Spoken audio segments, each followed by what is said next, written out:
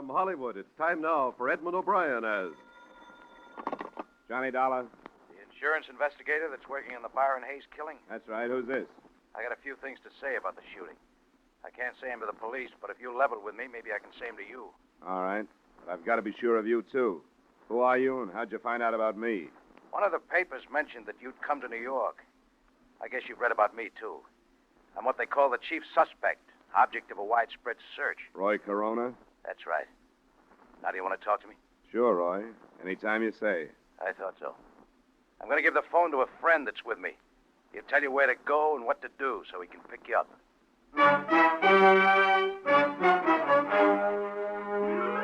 Edmund O'Brien in another adventure of the man with the action-packed expense account, America's fabulous freelance insurance investigator. Yours truly, Johnny Dollar.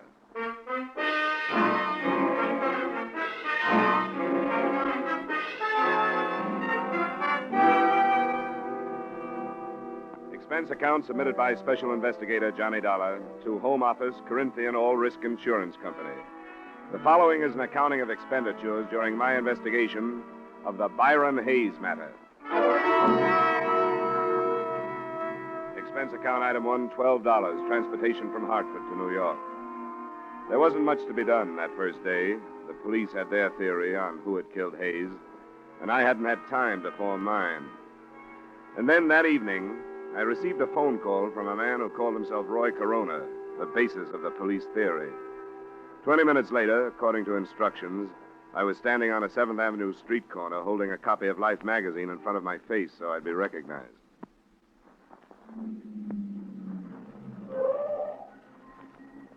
Hey, you. Yeah? What's your name? I'm your man, all right, Dollar. Come on.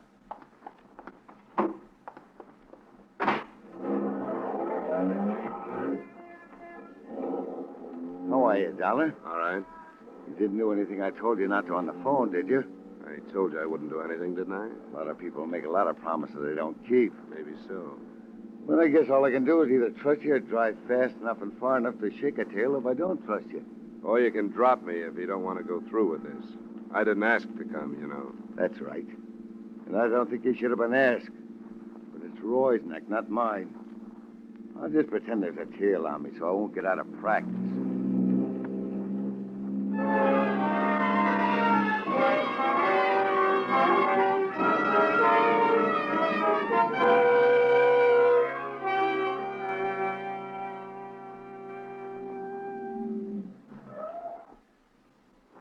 Doorway next to the poultry store there. Thanks for the ride. It's on the ground floor, second door back.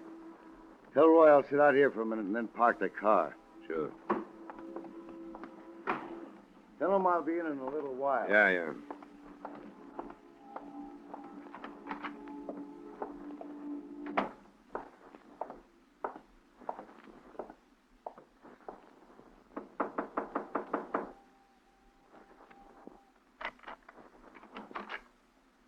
Roy?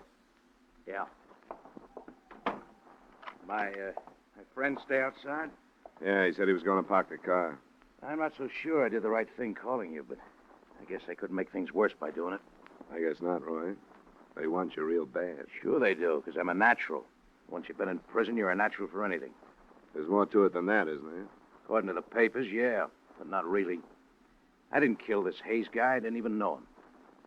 The police don't seem to think that's important.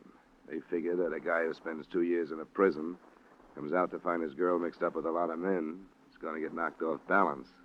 Yeah, I guess that part of it's true. It did hit me pretty hard, but not hard enough to make me kill anybody. They think it did. Hayes was one of the men you lost your girl to, so they figure you wouldn't have to know him to kill him. That you were waiting outside her apartment when Hayes came out, you blasted him. Sure, they got it all worked out. The only thing wrong with it is that it ain't true. They don't care about that, but I do. If you can prove they're wrong, you got nothing to worry about, have you? My proof that I was someplace else is a couple of ex-convicts like myself. Statements from guys like that are broken down before they even make them. Isn't that right? I guess there could be better alibis. Why did you bring me here, Roy? Try out your alibi on me or to tell me who killed Byron Hayes? I don't know who killed him. But it would help if you believed that the proof I was someplace else would stand up. If you have something else to back it up, let's assume that I do believe it. It's something the police won't find out. Rita was blackmailing Hayes. How do you know that? I heard him. Right after I came out, when I was having a bad time over Rita. I was in the hallway one night, and I saw him go into her apartment. I listened at the door, and I heard him talking about it. That would make it pretty careless, wouldn't it? Oh, it was him that was talking so I could hear. He told her he couldn't afford to pay her anymore, but it had to stop. It wouldn't do you any good to make this up, Roy. I know that. And if she was taking him, she must be taking the others. A cop wouldn't get the truth out of anybody, but you might be able to check it if they'll trust you. All right. I'll look into it. What about the police? You gonna tell them? But I got it from you? Yeah. They'd either toss me into a cell or laugh me out of town if I did. Unless you'd like to stick around and back me up. No, I don't think I will. I gave it in. By the time my friend gets you back to your hotel, I'll be out of here and hold up someplace else. Sure, Roy. I thought you would.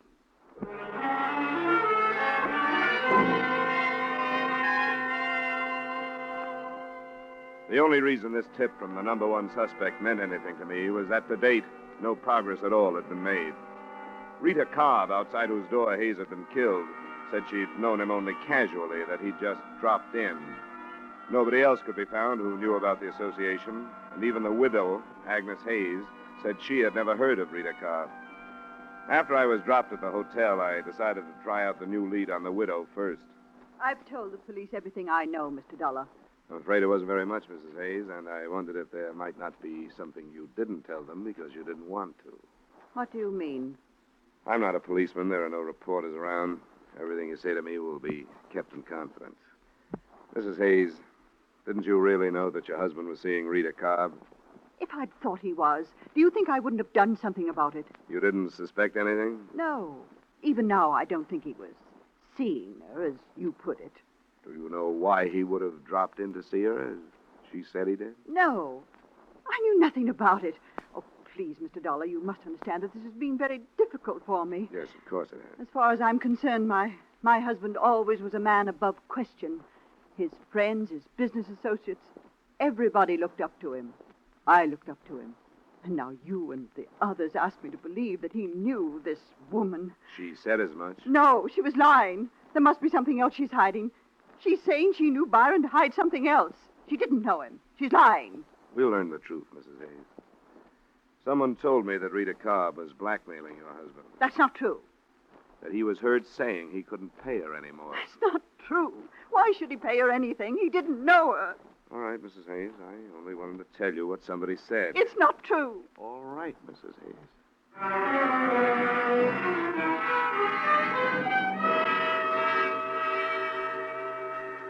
I thought a little more of Roy Corona's lead after I got the widow's reaction.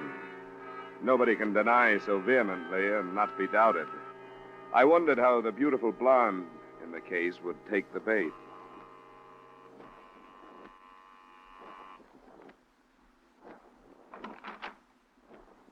Hello, Miss Cobb. Hello. I'd like to talk to you. Why? I told you and the police everything I know. That's what Mrs. Hayes told me just a little while ago. I think I'd better come in. No. You have no right to do I this. suppose not, but you have no right to hold back information from the police either. I haven't held anything back. I want to be sure of that. So far, the police and I have been working completely blind. Nobody has known anything. Hayes is shot to death right outside your apartment, and nobody has the faintest idea why. Do you think I'm enjoying it?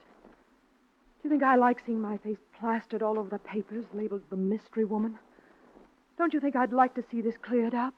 Would you like to see it come out that Hayes was more than a casual acquaintance of yours? I met him once or twice, that's all. Why did you say that? How many other casual acquaintances do you have? I don't understand. What about a man named Donald Smith? How did you find out about him? That's not the point. I refuse to have the names of my friends dragged into this. It wouldn't do any good. It wouldn't do anything but hurt them. Arnold Smith is about the same kind of man Hayes was. Married, past middle age, good-sized bank account. Don't drag him into this. Please. How about your friend Earl Fisher? Married, past middle age, good-sized bank account. What did you learn about him? I've learned about 2 or 3 more of you men. The police know. Not yet. You're going to tell them? I may have to. I wish you wouldn't. I didn't mention them because I didn't think there was any reason to. None of them had anything to do with Byron.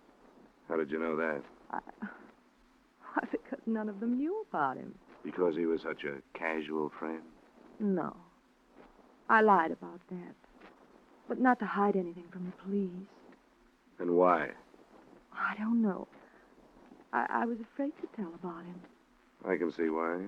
There are a lot of things that aren't being told about this. But it'll come out if everybody in town has to be dragged into it. Now think that over, Rita, in case you feel like coming clean.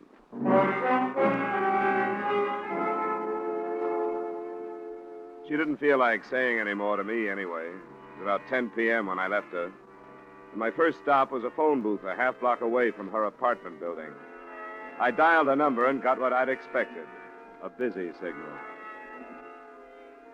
It was nothing definite, but I would have staked my expense account total on the hunch that she was warning somebody. To bear me out, the phone was ringing in my hotel room when I got there. Johnny Dollar. This is Earl Fisher, Mr. Dollar. Earl Fisher? Yes.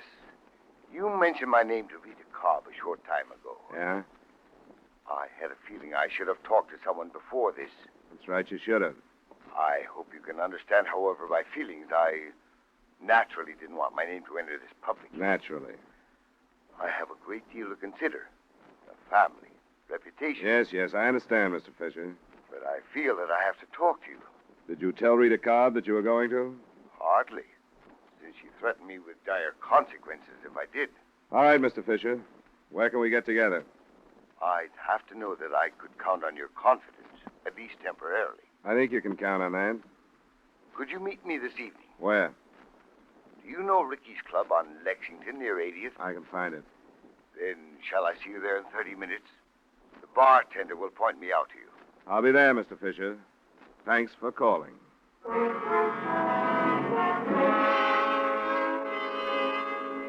That was the first real result of the lead given to me by Roy Corona. The second was quick to follow. I would have made another bet that a warning by Rita Cobb had decided somebody else to correct the situation in another way. It happened when I left the lobby and called for a cab. Hey! The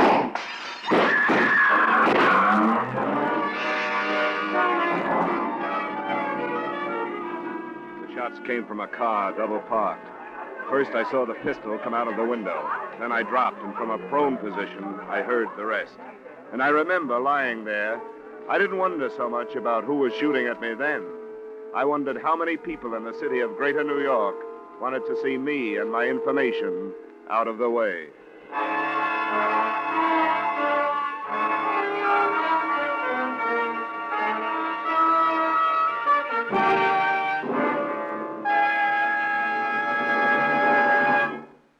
We will return you to the second act of yours truly, Johnny Dollar, in just a moment. For another great crime-hunting drama, spend a half hour with CBS's Gangbusters every Saturday evening. On Gangbusters, sheriffs, police chiefs, and district attorneys from American cities and towns tell the story of their manhunts. Fine cast of top actors join them to reenact these real dramas of crime-busting in action. Gangbusters is heard every Saturday evening on most of these same CBS stations. Be listening this Saturday, won't you? Now, with our star Edmund O'Brien, we return you to the second act of yours truly, Johnny Dollar.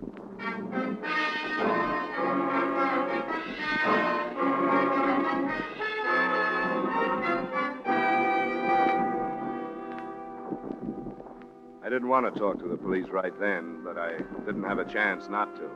A patrolman was on the scene almost before I could get up off the sidewalk. And 25 minutes later, I was in my room with the sergeant of detectives I'd met earlier in the case. What's going on, Dollar? Who's out after you? I think I was mistaken for somebody else. Now, you know better than that. I've got witnesses that for 10 minutes a car was double parked in front of this hotel. And that time, 4 or 5 men came out of that lobby. But the minute you step out, they open fire. Now, that doesn't sound like a mistake, does it? It still could be. Are you holding out anything, Dollar? I don't know who shot at me, if that's what you mean. That's only part of what I mean. I don't want anybody killed working on one of my cases. Now, what have you dug up? If you don't give it to me, I'm going to put you under wraps for your own good. Okay, Mayor. Oh, then you do have something. Well, I didn't think much of it at first. It was a lead on Rita Cobb. What kind of a lead? on what might really have gone on between her and Hayes. Where'd it come from? I took it to the widow first. She still denied knowing her husband was acquainted with the Cobb woman, but she may have realized that by admitting it, she'd be giving herself a motive. That's not new. No, but the possibility of blackmail is. And she could have known about that, too. Blackmail? Where'd that come from? I can't tell you, but I think it's worth something. I have a list of names. Men who might be on the same spot that Hayes was. Got it written down? Yeah, right here. Where'd you get this, Dollar? Names, addresses, and occupations. Sorry, I can't tell you that. You're going to refuse to answer police questions? Just that one. I'm not trying to hog your case, Sergeant Middleton. I'm trying to be hard to get along with. But you've got to understand. You must have given your word to an informer somewhere along the line. All right, we'll let it pass for now. Thanks. And I guess you understand, too, that you're probably holding the names of some potential suicides if you break this publicly right now. What about a potential killer? Do these men know you're onto them? I'm not sure how many. I tossed a couple of names at Rita, generalized the rest. Then one of them phoned me. When I was leaving the hotel, I was on my way to meet him. He probably baited you out onto the sidewalk. It could be. I couldn't tell where he was phoning from. Maybe right downstairs. Which one was he? This one, Earl Fisher. Married, family, fairly big gun on the stock exchange. Motive enough to make a try on you? No proof that he fired the shots, but I'd pick up Rita Cobb as a material witness or something. Somebody might think of putting her out of the way if they haven't already. No, not if they know you have their names. Well, I guess you're right. But I'll pick her up anyway. Let me get on the phone. Just try a check on Earl Fisher.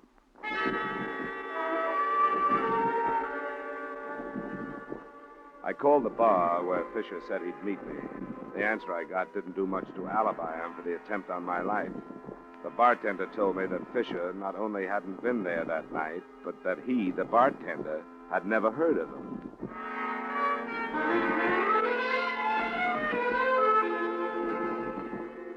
While Sergeant Middleton went out to pick up Rita Cobb, I hopped a cab, went back to the Hayes address to try the widow again. Is it absolutely necessary, Mr. Dollar? I'm so distraught. I'm afraid it is necessary, Mrs. Hayes. A number of things have happened since I left you. Very well. I hope you won't stay long. I'll try not to.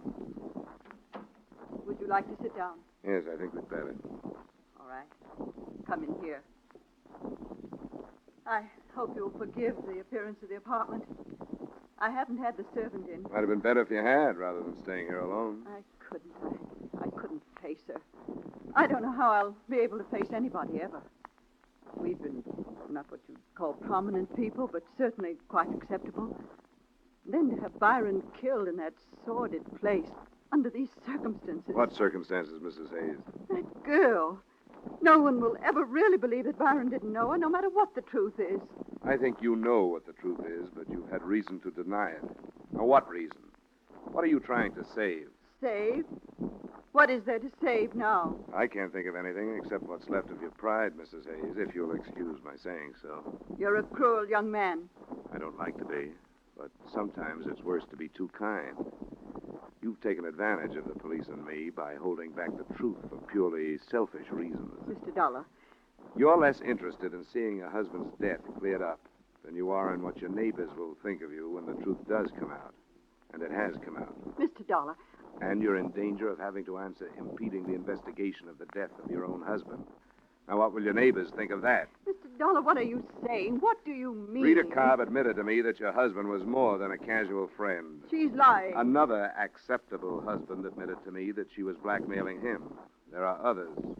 So it's only logical to assume that she was blackmailing your husband. That's not true. How do you know? It can't be true. The state will spend a year looking into Mr. Hayes' money transactions if they have to. And there's something else. I'm convinced that you knew about it. I was convinced by the way you reacted when I told you earlier tonight. I'm so confused. When I told the police how you acted, their first thought was that possibly you'd killed your husband. Oh. Your motive would be that you knew about Rita Cobb, so naturally you wouldn't want to admit it. Oh, don't think that. They can't, my own husband, no matter what he did. Police minds go that way when people don't cooperate with them. I was wrong. I thought it didn't make any difference. I thought nothing did but Byron's death. You knew about Miss Cobb, didn't you? Miss Cobb. Yes, I knew about her. Why didn't you tell us? don't know. And you knew about the blackmail. Yes. Oh, I know why I didn't tell you. I've been trying to spare myself, as you said, but for far worse reasons. I'm responsible for Byron's death How, Mrs. Hayes? because I was a righteous wife. It wasn't enough that I found out about her and her blackmail, but I wasn't big enough to forgive him or even think calmly. If I had been, it would have ended. Then there would have been no reason to consent to blackmail. You learned just recently, then. Yes. I made him go to this woman. I made him go and tell her that he was through and that he was going to report her to the police. That's why he was killed. I sent him. And I was afraid to admit my responsibility. He was killed night before last. You must have learned that day. A man came here. He said Byron knew that woman. I didn't believe him. But when I faced Byron, then I knew. This man, did he give you his name? No. What did he look like? Was he dark? Not quite as tall as I am? Yes. Oh, please go. I've told you. I've told you. Now I want you to go.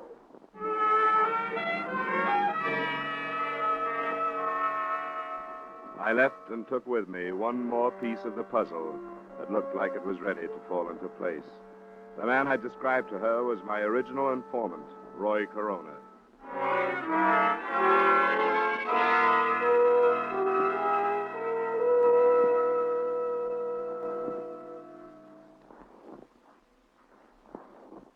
Now, this is serious, Dollar. You shouldn't have met with Roy Corona without telling us about it. I don't think your best squad car could have tailed the guy that drove me, Sergeant.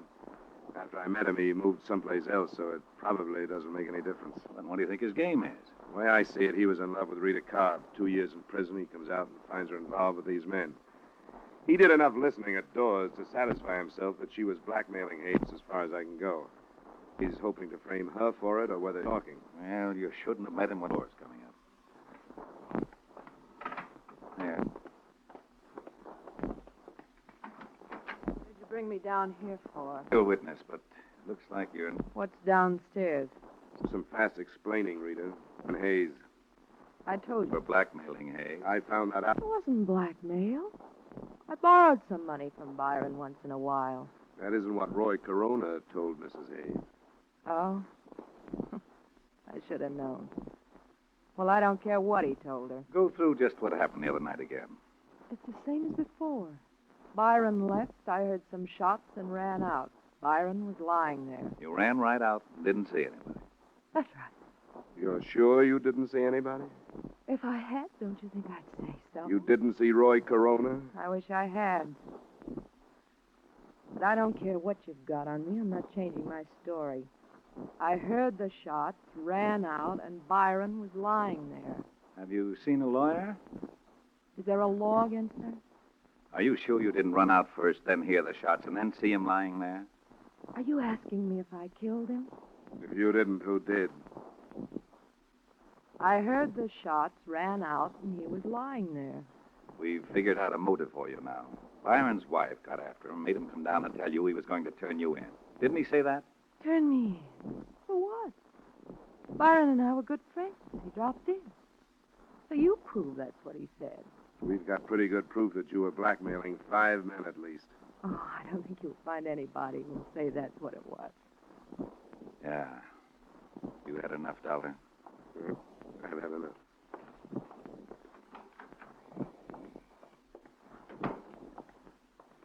I'm going to see her charged with murder tomorrow. You've certainly got enough.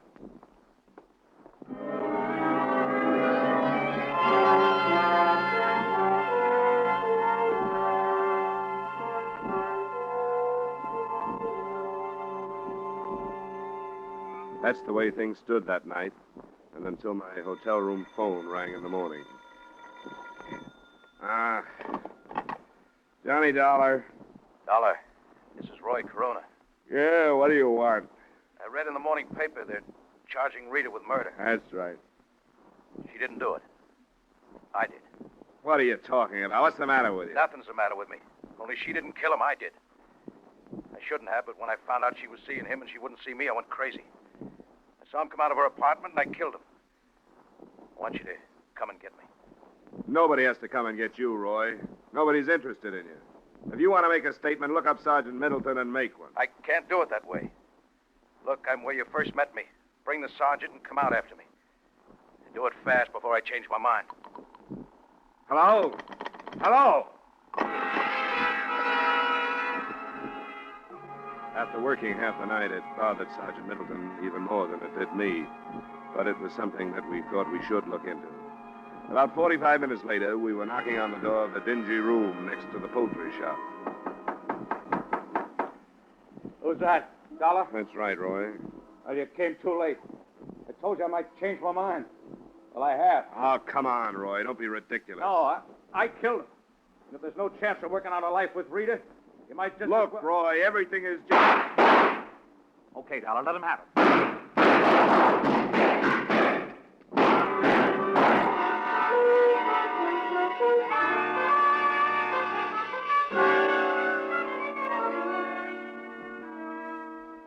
Roy Corona made a good try.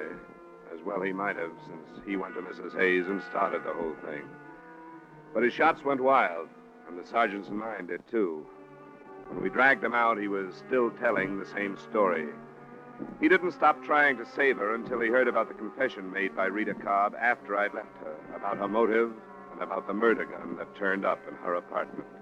Find enclosed his reaction to that. I'm sorry. I started it. I wanted to get her away from these men. I thought I could scare her away from the things she was doing. That's why I went to Hayes' wife. I never thought it'd lead to this. And I'd take the rap for Rita if I could. I wanted to get her to come back to me. Now look.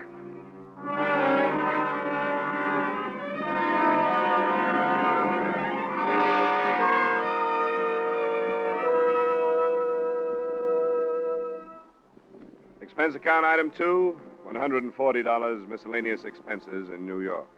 Item 3, same as item 1, transportation back to Hartford. Expense account total, $180.80. Remarks? Earl Fisher, the man suspected of shooting at me, was brought in for questioning. Because there was no proof, he survived that. But I felt sorry for him. I saw his wife, and what lay ahead for him at her hands was obvious. He was a condemned man. Yours truly, Johnny Dollar.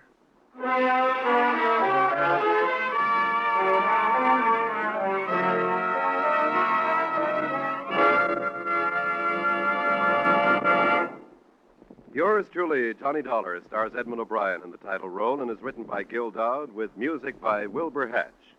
Edmund O'Brien's latest picture is the Paramount Pictures production, The Redhead and the Cowboy.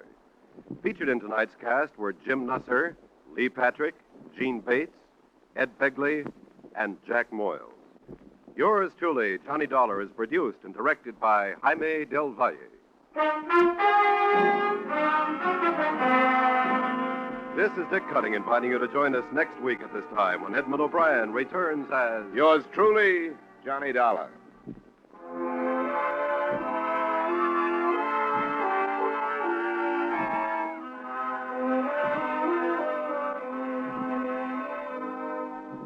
It's faster, it's funnier, it's got new life and a brand new punch because Jan Murray is taken over. It's CBS's Saturday night musical quiz, Sing It Again. An hour of mirth, melody, and money that's heard on most of these same CBS stations. Yes, Jan Murray is your new host. Alan Dale, Judy Lynn, the Riddlers, and Ray Block are your music makers. And there are still loads and loads of cash for identifying the new Phantom voice. Be sure to hear the new Sing It Again, starring Jan Murray, tonight on CBS. Stay tuned now for Von Monroe's Caravan, which follows immediately on most of these same stations.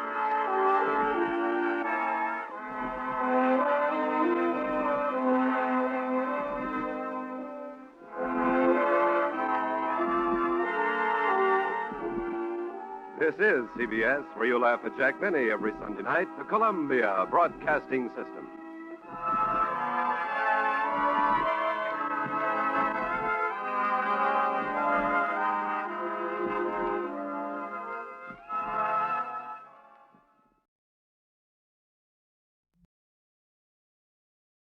From Hollywood, it's time now for Edmund O'Brien as... Johnny Dollar. Mrs. French speaking. Who is this? Oh, I'm sorry for my explosive greeting, Mrs. French. It's a habit I've gotten into. This is Mr. Dollar from the insurance company. Oh, yes, I received the message that you'd called. But I don't think I understand you're coming to Chicago. Well, I guess they haven't got around to writing you about it. They sent me here to talk to you about your son. I see. And then if we decide there are grounds for your fears about him, they've given me authority to go out to the Malay states and investigate the situation. Oh, that's very nice of them. I am afraid for Edward. I'll come out to see you about 1:30 then, Mrs. French.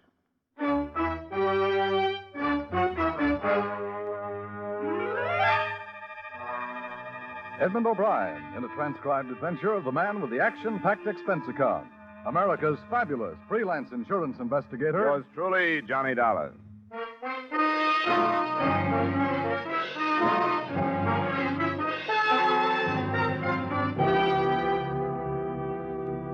Expense account submitted by Special Investigator Johnny Dollar to Home Office Tri-State Insurance Group, Hartford, Connecticut. The following is an accounting of expenditures during my investigation of the Edward French matter. Expense account item 1, $95 airfare and incidentals between Hartford and Chicago, the home of Edward French's mother. There the story went about as follows. Edward French had left the States after the war and gone to the Malay States, where he managed a tea plantation, concentrating on sales to a buyer for the Jewel Tea Company. He'd married an English girl, and their life seemed pleasant enough, but a letter from a Constable Wicklow had reported the abrupt end of that. Edward, on a business trip to Singapore, had disappeared. The current crop of Malay guerrillas was suspected, but there was not one clue as to whether he was alive or dead.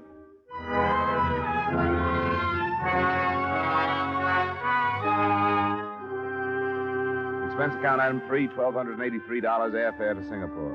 It was almost a week later that I jostled my way through the crowded streets to the office of the Jewel tea buyer, Mr. Neeps. No, it's odd, Mr. Dollar. You won't believe this, but I was thinking of Ed just as you walked through that door. You knew about the disappearance? Oh, yes. Constable from Raoub sent word down a week after he'd been here. Oh, Mr. French did come here after he left his plantation. Yes, we finished our business in the afternoon and went to dinner at the club that night. He left the following morning. Did you hear from him the following morning? Well, no, but I knew that was his plan. Actually, I wasn't worried about him even after I heard about it. Ed's, not peculiar, I guess, but strong-willed. If 50 men told him not to swim across a river, he'd do it just to please himself.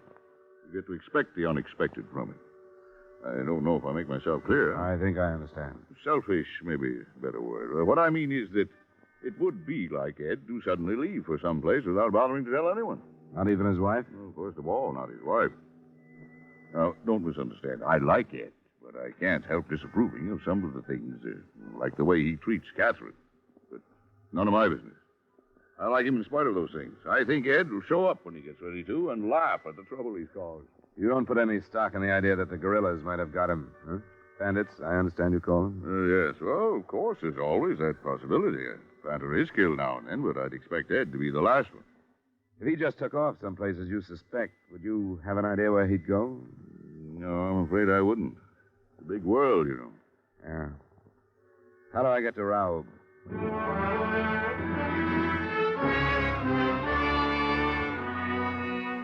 I began to appreciate the state of siege British Malaya is living under when I boarded the train the next morning. All the windows in all the cars were covered with wood, hard and thick enough to withstand fair-sized bullets. At the stopping point near Raoub, I was met by 2 native policemen armed with Bren guns who drove me the rest of the way in a jeep that had been encased in armor. There was no trouble, but by the time I reached the police station in Raoub, I had a healthy respect for the dank wall of jungle that pushed in from all sides and the unseen enemy it hid. Because on the way, I was notified by the native driver that Constable Wicklow had been killed from ambush the day before. His replacement was Constable Downs. It's a nasty business, cleaning them out. Poor Wicklow'd been at it for almost a year. Well, it must have happened after I talked to the police in Singapore. Yes, last night. They attacked the Stewart estate. That adjoins French's. Wicklow was killed on the way out with reinforcements. They'll single out the leader every chance they get. What do you know about French's disappearance? Very little, I'm afraid. I read Wicklow's report when I learned you were coming. Undoubtedly the work of the bandits, although it might appear to be kidnapping. Kidnapping? That's a new theory. Oh, hardly a theory yet. But it's not been their habit to conceal the bodies of their victims. This is the first case on record where a vehicle has been taken. I didn't know about that either. That's what Wicklow's report said. That's all I know about it. Constable, I want to go out and talk with his wife. How do you... Take the Jeep by all means. It's rather late in the afternoon to start out. If you can't be sure of getting back here before dark, well, there's hardly any possibility that you will take a chance. The native boys simply won't start back. They'll stay behind the barricade there for the night, and so will you.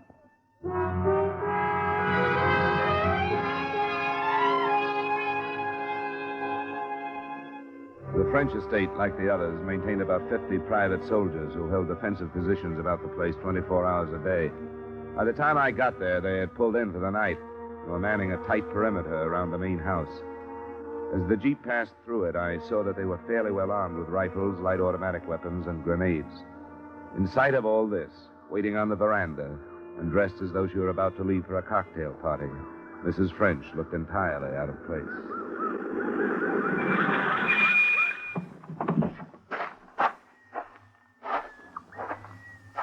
Mrs. French? Yes? Oh, didn't Constable Downs telephone about my coming? He said he would. Constable Downs? I'm afraid he wasn't able to. Our telephone wires have been out. Oh. My name is Dollar, Mrs. French. How do you do? I'm here from the States to investigate the disappearance of your husband. The United States?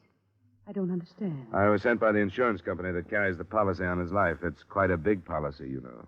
Yes. Please sit down. Thank you. Mr. Dollar, you must understand what our fears are. That Edward has been killed by the bandits. There's no proof of that yet. As a matter of fact, Constable Downs seems to think there's a fair possibility that he hasn't been. What did he say? That they never bother to hide anyone they've killed, and your husband's body hasn't been found. Also, that they never steal cars, and your husband's car hasn't been found. I haven't dared to hope. What does he think it means? I don't think he's sure, but he mentioned kidnapping.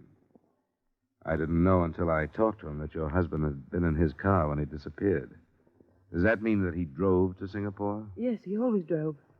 Through more than 200 miles of jungle during an emergency like this? Why would he do that? Because everybody told him that he shouldn't. My husband was like that. You're convinced that he's dead, aren't you? Well, I haven't dared to hope. I've thought the worst so that it... Mrs. French. Oh, where did it come from? It's hard to tell. That way, I thought. You'd better sit down, Mrs. French. Come on. Come on, sit down.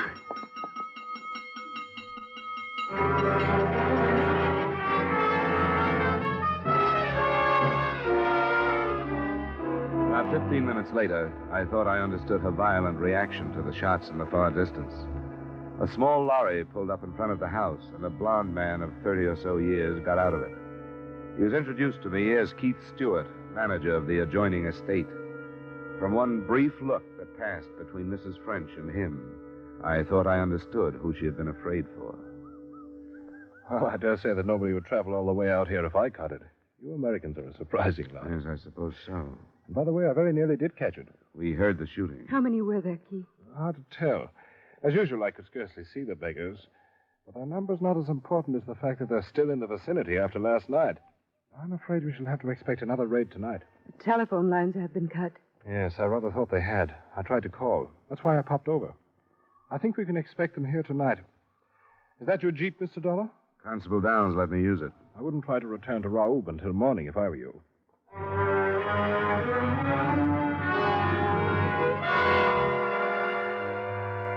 Two hours later, it was dark. A double guard had been posted, and floodlights glared out in a 200-yard circle around the house. There was a rather strange supper shared by Mrs. French, Keith Stewart, and myself.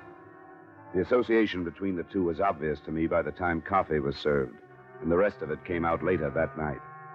I couldn't sleep in the uneasy house, and at 11 I left my room to go get some air on the veranda. But they were already there, and what I overheard from inside the house just about settled the case as far as I was concerned. I was waiting for a definite statement when the conversation was interrupted. Here. Go inside, Catherine. What is it, Stewart? Well, sir, did our little war awaken you? I wasn't asleep. You said you had a weapon for me? Yeah. Go inside, Captain. All right. Please be careful. Right over here, Mr. Dollar. Not a gun of American manufacture. Are you familiar with the Thompson product? Yeah, thanks. You'll have to arm it. The chamber's empty. Now then, you're going out there with me? That's what you wanted, wasn't it? Very good. Rather an odd way to carry on an insurance investigation, isn't it? That's right. But you would hardly call this an ordinary case.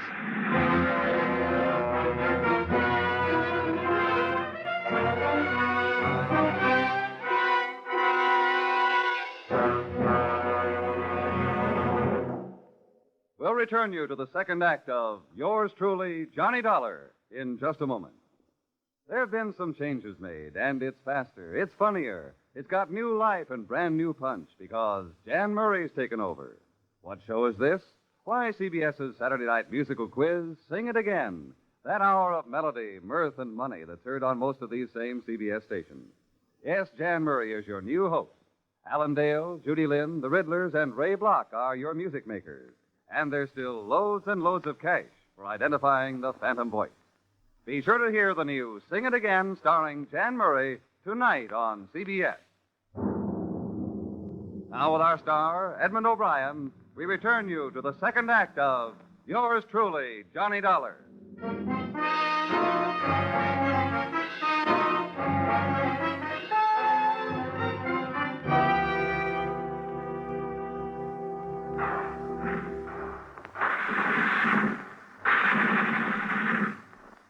Converge your fire! Converge! Blast to keep that lane covered! We've other guns to look about for targets. There's a movement to the left, Stewart. Good man, two of them. Take them if you like.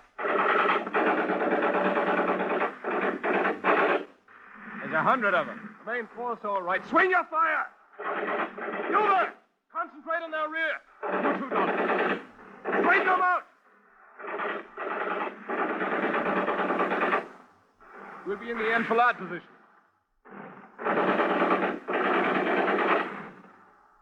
Grenades! Grenades! Now!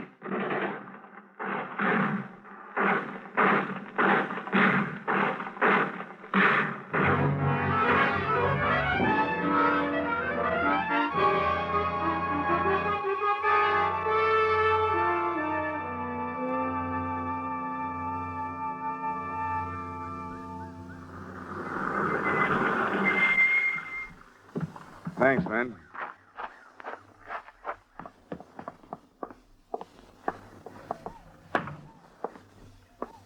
Well, good morning, Mr. Dollar. Bandits gave you a bit of a go last night, I'm told. It was over by 2 a.m. I'm sorry I got your men into it, Constable. Oh, nonsense. They're policemen. You brought them both back, didn't you? Yes, the one death we had was a boy from the estate. Ah, beastly business. What about the bandits? I don't know. I didn't stay to count. There's been a development in the French disappearance that will probably surprise you. Oh? I overheard a private conversation between Stewart and Mrs. French. Or at least they thought it was private. I can think only one thing after hearing what they said. They're back of French's disappearance, not the bandits. Oh, see here now. I told you it'd be a surprise, but it's the truth. You suspect that there's something between them? It's more than a suspicion. I know that to be a fact. Good Lord. They talked about whether or not French knew about their association and whether or not he'd mentioned it to somebody who could have told me about it. She's afraid I'm suspicious of them, she said.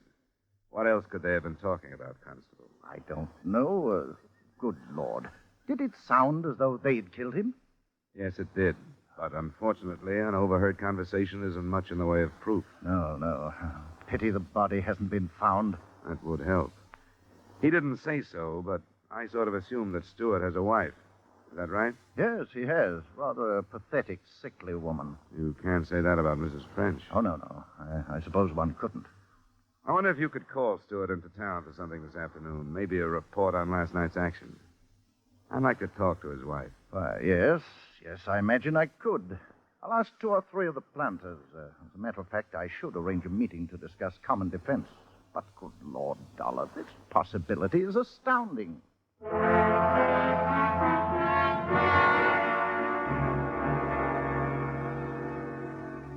It was almost too hot to move when Constable Downs opened his meeting But I jeeped to the Stewart estate and was admitted to the room where Mrs. Stewart was resting, a pale, fever-ridden woman.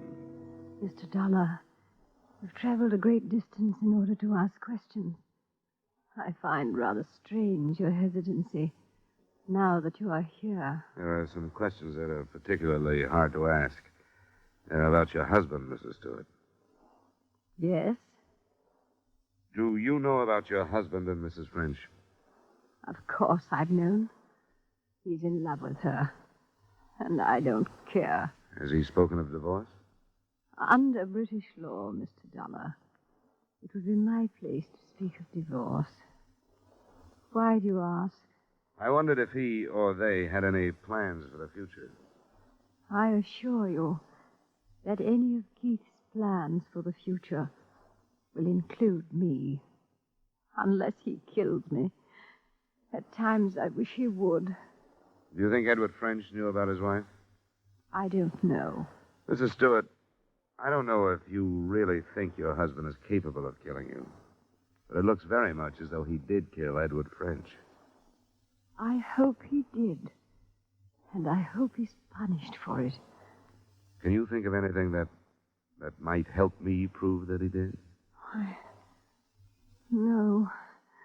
Oh, I wish I could remember. French disappeared about a month ago. Evidently, he left Singapore in his car. If your husband killed him, he would have to have met him on the road back. Can you remember your husband leaving for any length of time about a month ago? Yes. Yes, I do remember. A month ago. He left before noon in his lorry. He was gone for 2 or 3 hours. Did he say where he'd gone? No. I asked him, and he said he'd been inspecting the groves. But he was lying.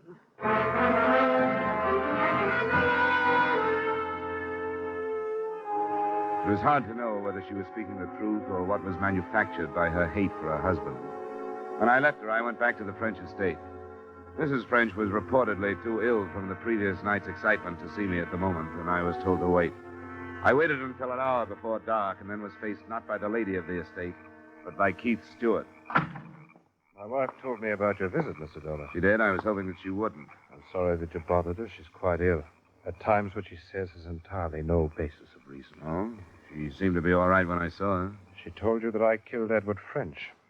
Do you think that's a reasonable statement? She didn't tell me that. And why should she say that she did? Probably because I told her. You told her? Yeah. Why would you think a thing like that, Mr. Dollar? Because it doesn't look like natives' work, for one thing. The body hidden, the car missing. That doesn't necessarily follow, Mr. Dollar. A jungle animal might have made off with his body. An armored auto such as his could be sold quite easily for a great deal of money. His body might also offer proof of who killed him. The car, too, possibly. I'm afraid you're in error, Mr. Dollar. Edward was killed by bandits. How do you know that? Considering the number of deaths attributable to them, I think it's safe to assume. You're in love with his wife. I make no secret of that, sir. You made no secret of your conversation with her last night, either. What do you mean? I mean on the veranda last night, just before the attack. I see. You told her there was nothing to worry about, if you'll remember. You were wrong.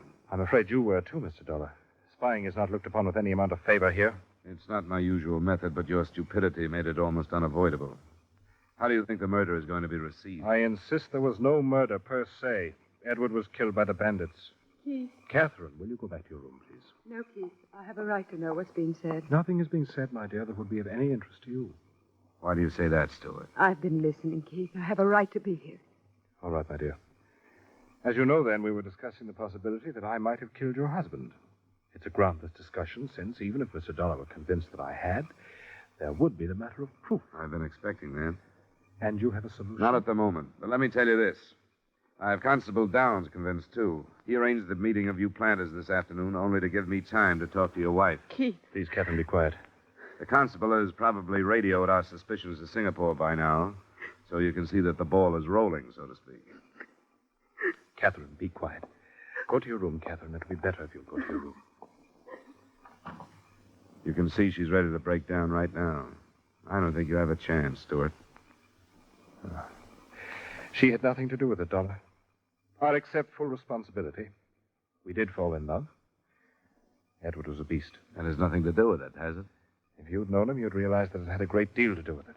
He deserved to die. Life is cheap here in the Malay States. Good men have been dying. He wasn't a good man. He was a beast. And I took the emergency and used it to my advantage. To Catherine's advantage. You met him when he came back from Singapore?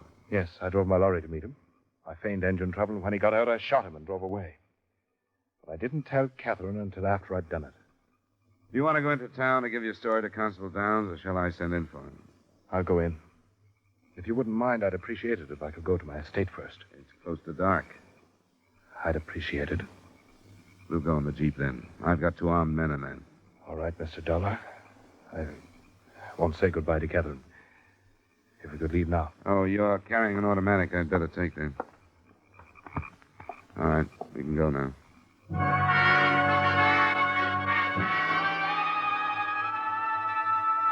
It was too close to dark when we swung into the last mile of his estate.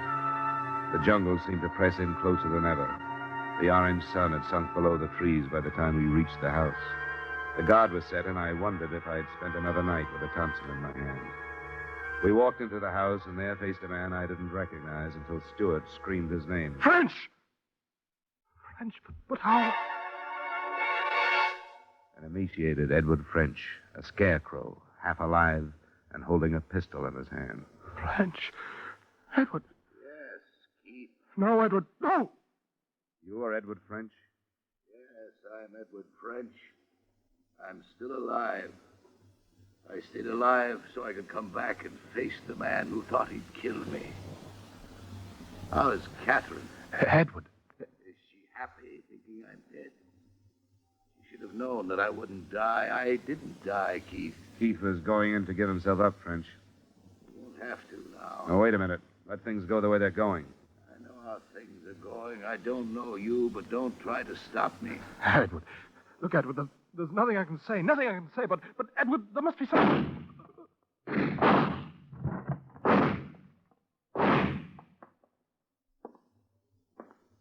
Give me that thing, French. Sure. There it is. Well, I've shown him a thing or two around here. Yeah? You sure have.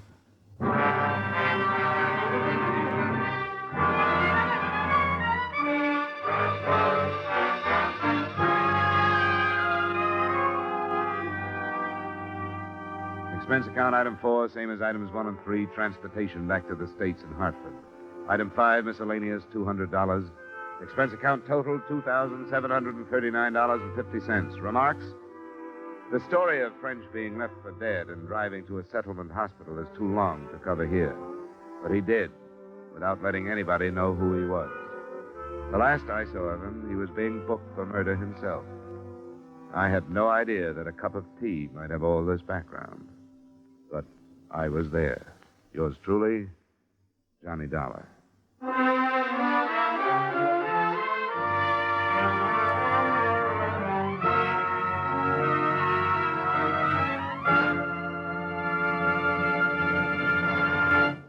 Yours truly, Johnny Dollar, stars Edmund O'Brien in the title role and is written by Gil Dodd with music by Wilbur Hatch. Edmund O'Brien's latest picture is the Paramount Pictures production, The Redhead and the Cowboy. Featured in tonight's cast were Jeanette Nolan, John McIntyre, Tudor Owen, Maria Palmer, and Dan O'Herlihy. Yours truly, Johnny Dollar, was transcribed in Hollywood by Jaime Del Valle. This is Dan Coverly inviting you to join us next week at this time when Edmund O'Brien returns as... Yours truly, Johnny Dollar.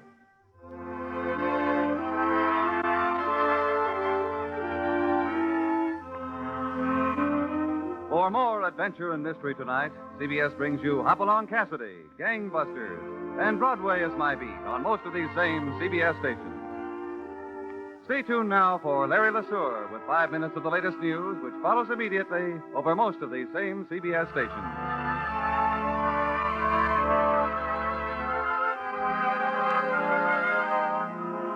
This is CBS, where you laugh at Jack Benny every Sunday night, the Columbia Broadcasting System.